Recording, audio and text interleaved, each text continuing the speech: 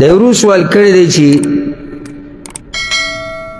زما پلار د عمر نه مشر سړی د روجې نشي نیوی نو د هغې خو موږ کفاره ورکوو خو آیا د خوراک په ځای پیسې ورکولی شو او که نه مسکین مړول دي نو که زه د دې مسکین په ځای د مړولو په ځای هغه له پیسې ورکوم دا به جایز وي که نه نو جواب د دې مسلې هغه دا یاد کوي چې یو بنیادی قاعده یاده که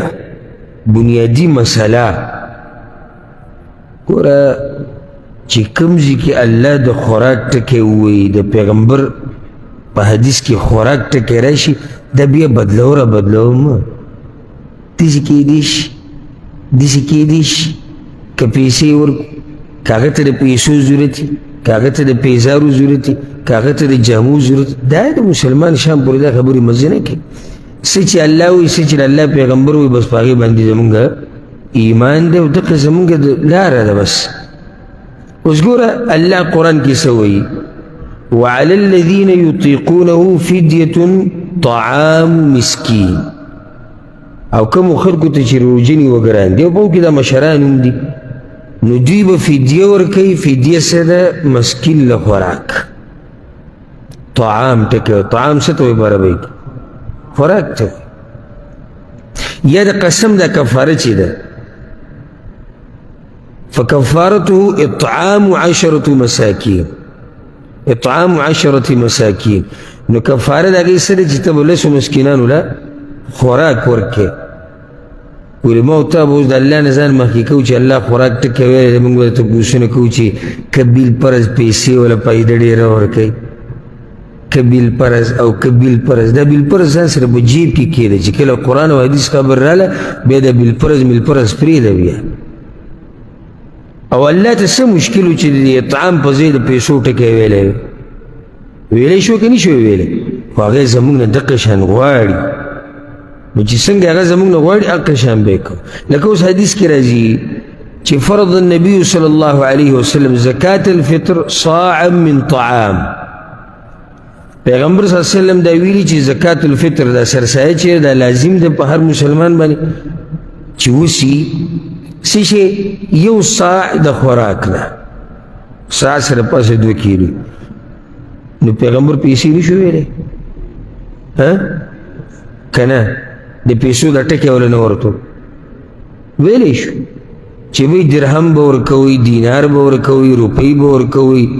سره زر ورکوئ سپین زر ورکوئ ښه په هغه وخت کې غریبانان وو که نه وو د پیغمبر وسلم په وخت کې زموږ د دې زمانې نه لږ که ډېر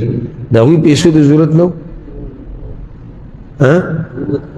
نو دا صرف ستا د زمانې غریب چې د پیسو ته ضرورت لري بعض راشي دا عقل به جنګوي د قرآن او حدیث مقابله کې به عقل ونه جنګوي نه نو که اوس غریب دا نه به اختر د شپې سوالي او څه ته پرېږده دا خبره چې څه پیغمبر ویلي حقه کوه نو دې ورور ته موږ دا وایو چې ته به فدیه کې پیسې نشي ورکولی خوراک به ورکې او که چېرته ته لس پیرې د پیسې راولې وریږي که نه دا نه کېږي او دا د جمهور العلماء قول دی د اکثرو علماو قول دی بعضو علماو سره د پیسو اجازت ورکړې ده هم هغوی سره دلایل په دې باندې مضبوط نشته نو خوراک به ورکې بیا خوراک به څنګه ورکې دا سره فایده یاده کړه خوراک به 2 قسمه ته ورکولی شي که د خپل مور پلار د طرف نه ورکې او که د ښځې د طرف نه ورکې که یو بچی دی معذوره دی د هغه د طرف نه ورکې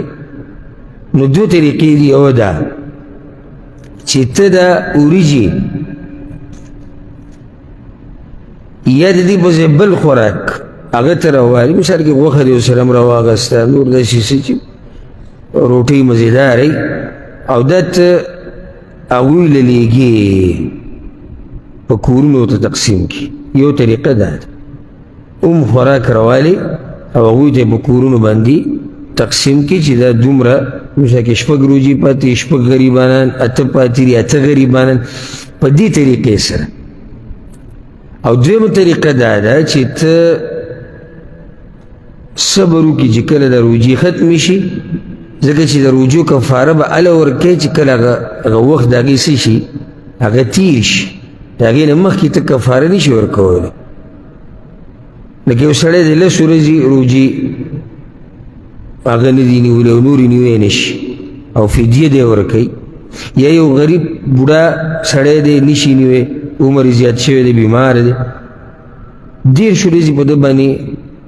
روجې وي 10 ورځې به دی کفاره ورکوي 10 غریبانان به مړوي نو د هغې طریقه دا ده چې دی په یو ځای 10 غریبانان راولي او هغوی له خوراک ورکړي ډوډۍ پروګرامونه وکړي داسې چې منځنی نه زیاتي کول پکار دي او نه ګپ هم نه لګی سي چې ځان نسې خلاصوي داسې به هم نه کړي او د انس بن مالک رضی الله عنه دا طریقه وه کله چې هغه بوډا شو نو هغه به د رمضان په آخره کې بیا غریبانان راجمع کړو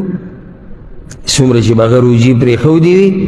او هغه ټولو له به یې خوراک په دغه ورځ ورکړو 10 غریبانان به یې راوستو 10 او هغوی له به یې خوراک ورکړو